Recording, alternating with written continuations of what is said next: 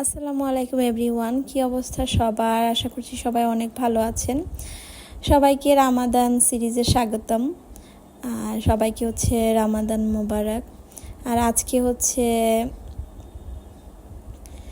6 রামাদান, মানে 6 রোজা আর কি, 6টা হয়েছে রোজা।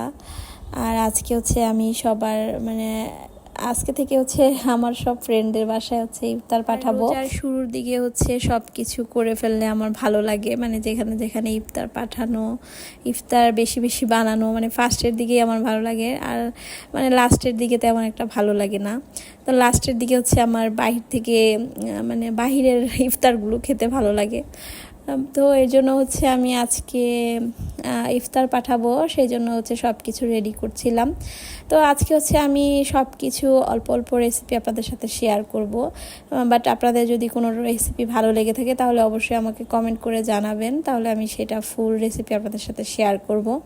তো ফার্স্টেই আমি শাঁসলিকগুলো বানিয়ে নিয়েছিলাম। শাঁসলিকগুলো বানিয়ে ফ্রিজে রেখে দিয়েছি। তো আমি একদম ভোর থেকে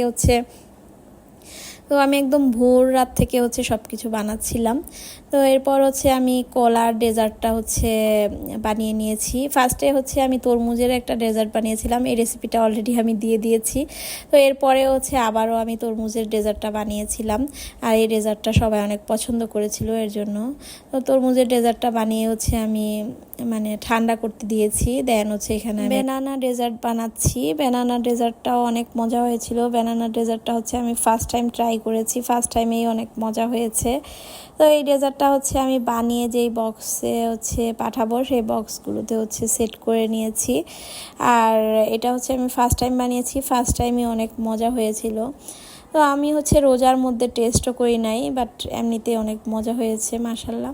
তো এরপর আমি এখানে পকেট শর্মা বানাবো। পকেট শর্মার জন্য আমি আগে থেকেই মানে ডোটাকে করে রেখেছি। দেন ছোট ছোট রুটি করে এগুলোকে আমি চুলায় প্যানের মধ্যে আমি ছেঁকে নিয়েছিলাম রুটির মতো। আর এগুলো এক একটা অনেক মানে ফুলকো হয়েছিল, মানে ওই ভিডিওগুলো করা হয়নি। তো এরপর আমি এই রুটিগুলোকে মানে পকেট শর্মাগুলোকে এক সাইডে রেখে মাঝখান দিয়ে আমি কেটে নিয়েছিলাম। ভিতরে আমি পুরগুলো ভরবো। তো এইখানে আমি সস বানিয়ে নিচ্ছিলাম একটা সসের মধ্যে। এখানে আমি মেয়োনিজ নিয়েছিলাম, গুঁড়া দুধ দিয়েছি, তারপর লেবুর রস দিয়েছিলাম, আর দিয়ে দিচ্ছি মধু। এখানে মধুটা অ্যাড করলে খেতে ভালো লাগে। আর এটা একদম পিওর হানি। আর মধুটা অ্যাড করার পর এখানে আমি সামান্য পরিমাণ কিছুটা চিলি সস দিয়ে দিয়েছি। আর চিলি সসটা দিলে টেস্টটা আরও ভালো আসে, হালকা ঝাল ঝাল হয়, সুইটনেসটাও থাকে, তারপর মানে টেস্টটা অনেক ভালো আসে, স্পাইসিও থাকে। তো সসটা যেহেতু আমি একটু স্পাইসি করব, তাই আমি চিলি সসটা ইউজ করেছি। দেন এর মধ্যে আমি দিয়ে দিয়েছিলাম চিলি ফ্লেক্স। চিলি ফ্লেক্সটা কিন্তু ঝাল ছিল না, মানে মিষ্টি মরিচ যেটা ছিল সেটা ফ্রাই করে এরপর আমি চিলি ফ্লেক্সটা বানিয়ে রেখেছিলাম। এরপর পকেট শর্মার ভিতরে অল্প অল্প করে আমি যেই সসটা বানিয়ে রেখেছিলাম সেটা দিয়ে লেটুস পাতা দিয়ে তো আমি একটা পুর করে রেখেছিলাম। এটা চিকেন, ক্যাপসিকাম, তারপর বাঁধাকপি, আর পেঁয়াজ কুচি। তো এগুলো দিয়ে আমি সব কিছু একসাথে রান্না করে একটা পুর করেছিলাম। হোয়াইট সস দিয়ে এই পুরটা আমি করেছিলাম। আর এই পুরটাও অনেক মানে মজা হয়েছিল। তো এরপর পকেট শর্মাগুলোতে আমি অল্প অল্প করে সস লাগিয়ে এর মধ্যে সবগুলো পুর আমি এক এক করে দিয়ে দিচ্ছি। আর এই ফুল রেসিপিটা যদি আপনাদের লাগে তাহলে অবশ্যই আমাকে কমেন্ট করে জানাবেন, আমি ফুল রেসিপিটা এক এক করে দিয়ে দিব।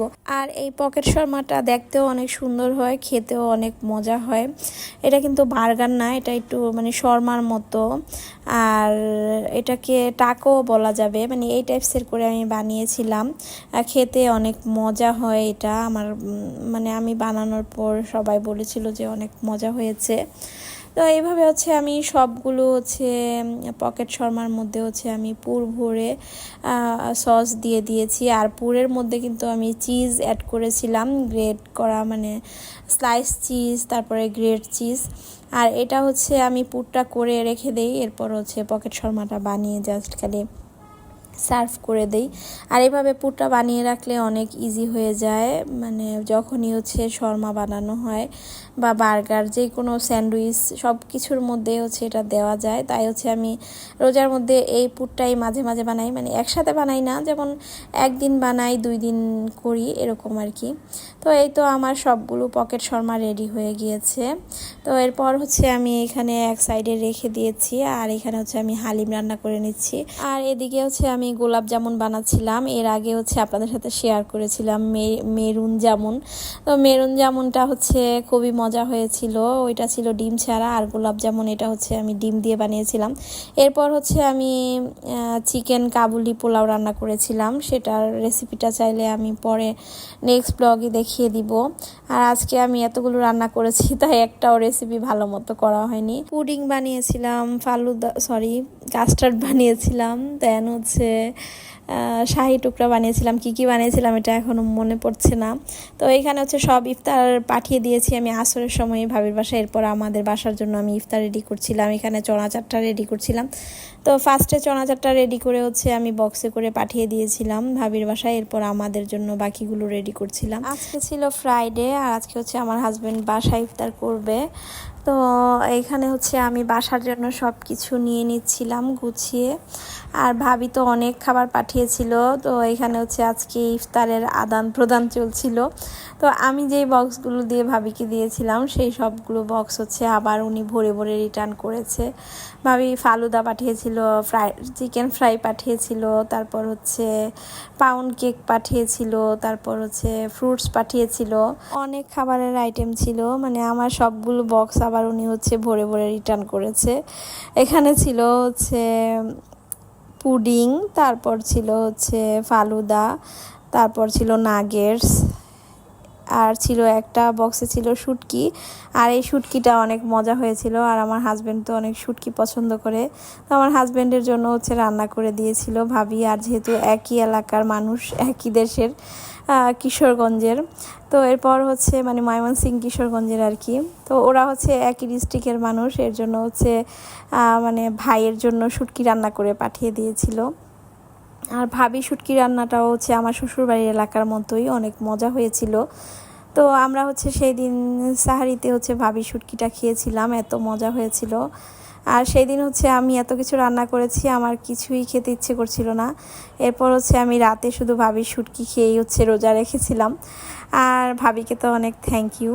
তো এরপর হচ্ছে আমি কেকটা কেটে নিচ্ছিলাম, আর কেকটা অনেক সফট হয়েছিল।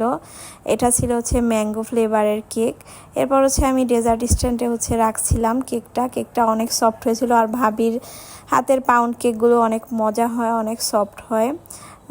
আমার থেকেও বেশি মজা হয় ভাবির পাউন্ড কেকটা। তো এই তো হচ্ছে আমি কেকগুলোকে হচ্ছে আমি এখন ডেজার্ট বাটিতে রেখে দিয়েছি। আর কেকটা হচ্ছে বাচ্চারাও পছন্দ করে, তো ওরা হচ্ছে রাতে হাঁটবে আর একটু একটু করে খাবে। এরপর হচ্ছে জিলাপিও নিয়ে আসছিল, এটা হচ্ছে ক্ষীরওয়ালার জিলাপি। আর এইবার হচ্ছে আমি ইফতারে বলেছি সবসময় ক্ষীরওয়ালার জিলাপিটাই খাবো। তো আজকে ছিল ফ্রাইডে, তাই হচ্ছে আমার হাজব্যান্ড নিয়ে আসছিল, যেহেতু আজকে বাসায় ইফতার করবে। তো সব কিছু হচ্ছে আমি টেবিলে সার্ভ করে দিয়েছি, আর এখন হচ্ছে আস্তে আস্তে ইফতারেরও সময় হয়ে যাচ্ছে। আর সব কিছু গুছাতে আজকে হচ্ছে অনেক লং হয়ে গিয়েছে ভিডিওটা।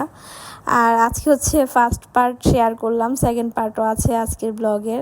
আজকে হচ্ছে আমি শপিংয়েও গিয়েছিলাম, তো সেই ব্লগটা নেক্সট টাইম শেয়ার করব। তো এই তো সবাইকে হচ্ছে ইফতার দিয়ে দিয়েছি টেবিলে। আর আজকের ব্লগটা এই পর্যন্তই।